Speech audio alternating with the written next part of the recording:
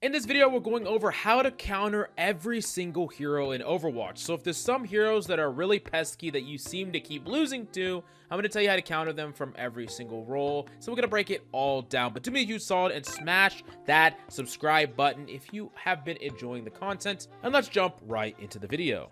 Now, the first thing that we need to talk about is what's the difference between a soft and hard counter? What do these terms even mean and why are they important? Well, a soft counter is something that has game against a certain character. This character doesn't necessarily eradicate the entire playstyle of said character, but you can interact with them in a meaningful way that puts you at a slight advantage in the matchup. Let's take Soldier 76 for instance. Soldier 76 can definitely shoot a Pharah, but can he hard counter a Pharah? No. If a Pharah plays correctly, plays around natural cover, plays far away, all of a sudden the Soldier could have a difficult time, and this makes Soldier more of a soft counter than a hard counter, especially if that Pharah has a pocket. Now, going into hard counter, this is a character that has an entire kit designed to shut down the core gameplay elements of a certain other character. Think of Sombra hacking someone like a Wrecking Ball, preventing the Wrecking Ball from even being able to do what he predominantly wants to do. Now, it's important to understand that there isn't any hard line between soft and hard counters.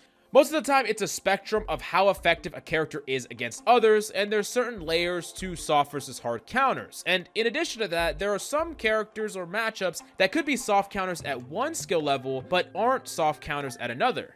Let's take the Tracer and Cass example. In the lower ranks, Cassidy is a soft counter to Tracer, being able to hit her with your grenade, force recall, and you can threaten a one-shot with a shot plus a melee instantly, or you're just someone that threatens a Tracer if they're playing in open space. But as the Tracer player gets better and better, not only does Cassidy stop becoming a soft counter, but in fact, Tracer has a leg up in the matchup, and you could even justify Tracer's soft countering Cassidy. So understanding that means that skill plays a huge factor into counters, and it's important to understand and be realistic with your own skill, how your opponent is going to play their character, and how you are going to play your character as well, all ties into soft versus hard. Now, before we talk about counterpicking and when you should be counterpicking an enemy, let's talk about how to counter someone without swapping your character at all, playstyle counters. The first thing, or the term that you need to understand, is marking, where you are spending your entire time, your effort into hard committing or dealing with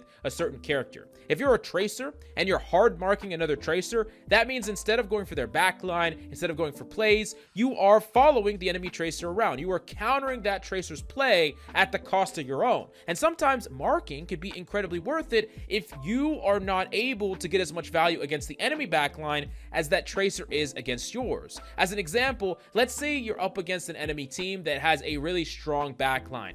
Ana, Brig, both pocketing each other, with a Hanzo in the backline, and you as a Tracer, you're having a really hard time going in, while at the same time, your backline is Zen, Ana, or maybe a really fragile backline like a Widowmaker or something along those lines, and their Tracer is constantly going for your team, and you can't easily do the same thing to their backline. It might be better for you to, instead of going for your own plays, to play a marking playstyle that denies the enemy Tracer from doing anything. Sure, neither of y'all are going to get anything accomplished, but if the Tracer's allowed to do what they want to do, that is a lot better for them and a lot worse for you.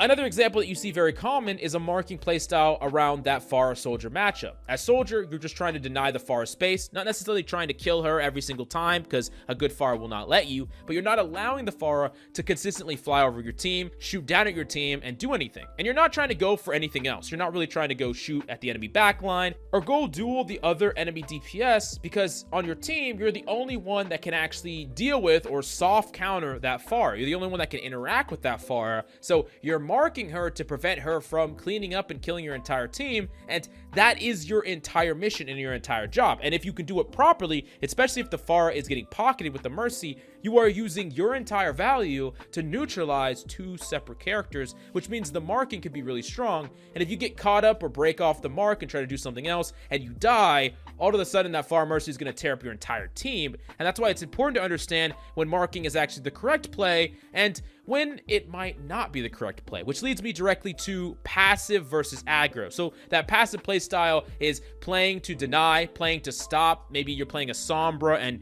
you're just sitting there and you're waiting for the ball to come in and you're hacking him every single time, or the Doom, same thing. And you're playing to either mark or deny a certain type of play style.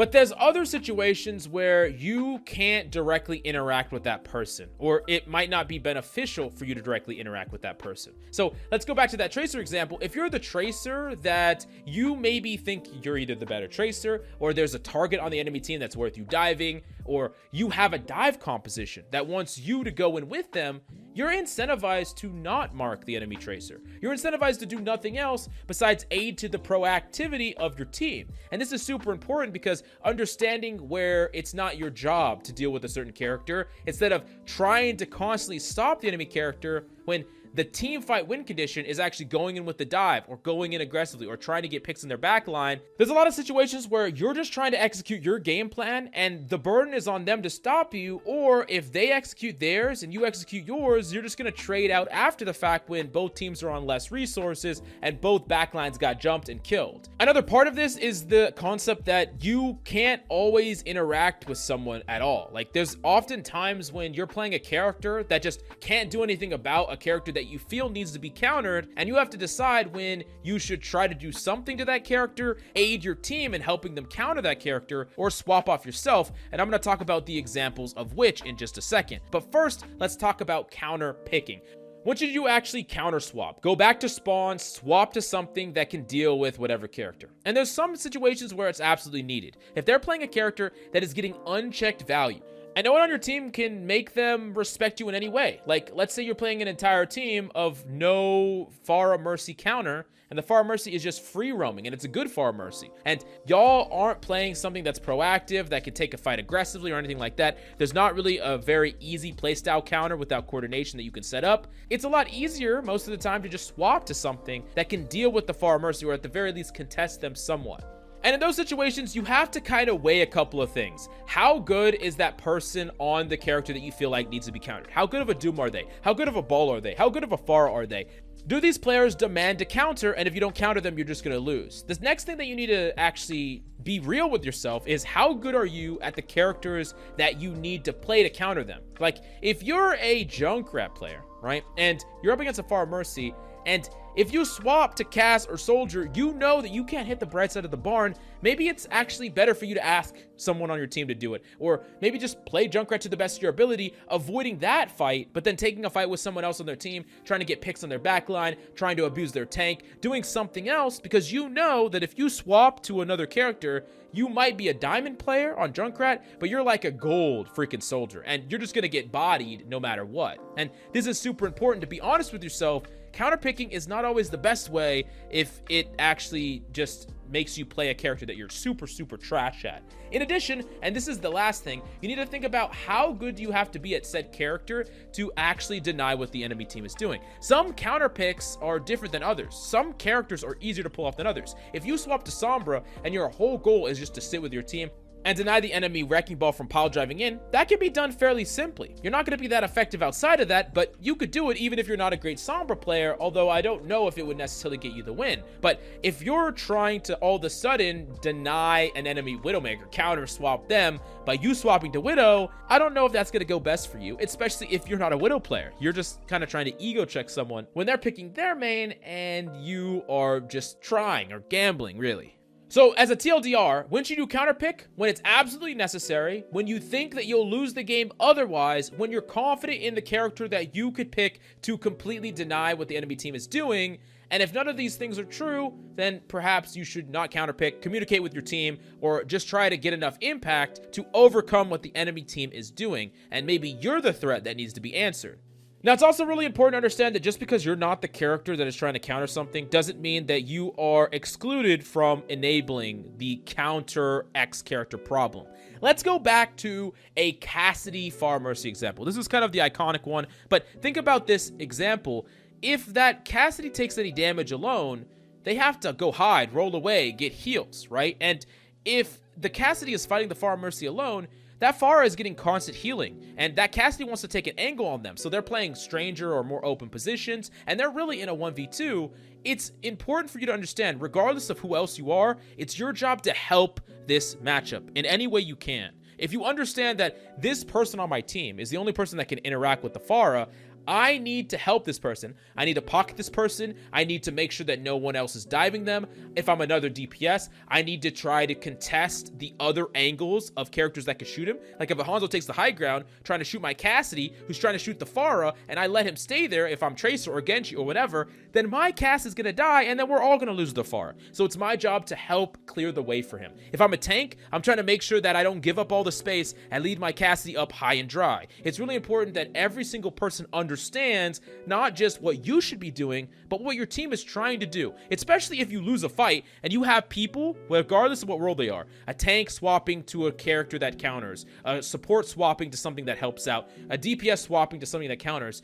Understand that they're swapping to help the team. They're swapping for a reason, and even if you are not the direct person involved in that, you need to help that, or else that person is going to swap to a Cass, take a little bit of long distance damage from a Pharah after they shot the Pharah, but the Pharah got healed. They're going to get jumped on by the enemy Winston and then die without any heals, and they're going to be like, what the hell? You're going to get mad. Your teammates are going to get mad that the Pharah is rolling the team, but they couldn't do anything because no one's helping each other out, and no one understands that there's a certain counter that needs to be addressed, and it's all hands on deck. Now, the last thing that we need to talk about is when should you specifically not be countering someone? I often say that counter picking all the time actually can hurt your development as a player. Oftentimes, there's ways to get value outside of just directly countering. And if you're someone that just tries to always soft counter all the time, you can hold yourself back. Oh, I see a Pharah, swap into a hit scan. Oh, I see a ball, swap into a Sombra. Oh, I see this, swap into that. And you're just swapping all the time. You're never really putting the ample amount of practice into any character. And oftentimes, you're playing in an area of gray. You're not necessarily playing in a yes or no. And there's many players that I've run into that always try to find the most optimal pick into any situation. They always want to find the most slam dunk counter possible. But you got to understand that just playing a character that hypothetically counters doesn't mean that it's worthwhile. Oftentimes, one, you're just not going to play the character well enough to get the full value out of the counter. And two, you're going to counter one person, but you're going to be ineffective, putting your team in something similar to a 4v4. And I don't know about you, but I'm not trying to coin flip every single one of my games just because I'm trying to counter someone that really they didn't really need that much to stop them or deny their value.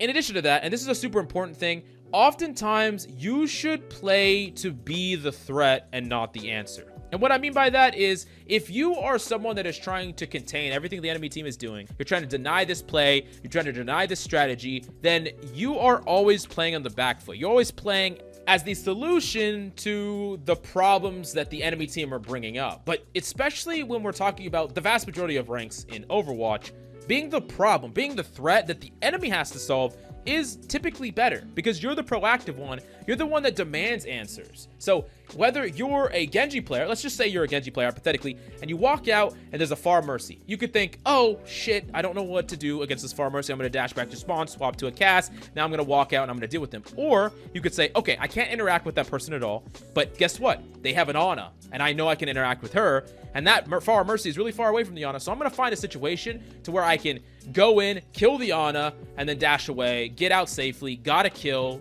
and I demanded a certain amount of value from the enemy team. Maybe there's a DPS that you're going to go try to fight. And you could do this on any character. Your Junker Queen, oh, I can't interact with this Pharah Mercy, but guess what? I can go brawl this person. I can go fight this person. Sometimes it's better to be the threat and force the enemy team to answer.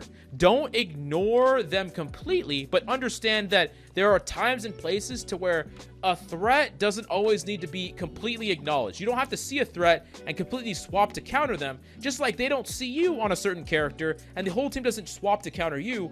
Everything is in stages of gray, and most of the time you can still get the value that you want to get without swapping to something that fully shuts down a character. And this is super important and something that I think way too many people don't do enough of. And if you never learn how to properly get value in the face of a character that you can't truly interact with fully, then you're not reaching the true potential of your character. So it's important to understand this, but it also is important to understand where sometimes just counter picking will get you the simpler win, and it's simple and easy. So I know that leaves it up to a gray area, similar to how counters are. It's in a gray area, and it's very similar to making the call to counter or to not counter. But anyways, if you have any questions about this, definitely let me know in the comments down below. I hope it helped you out. Thank you so much for coming by. Hope you enjoyed the video, and I'll see you next time.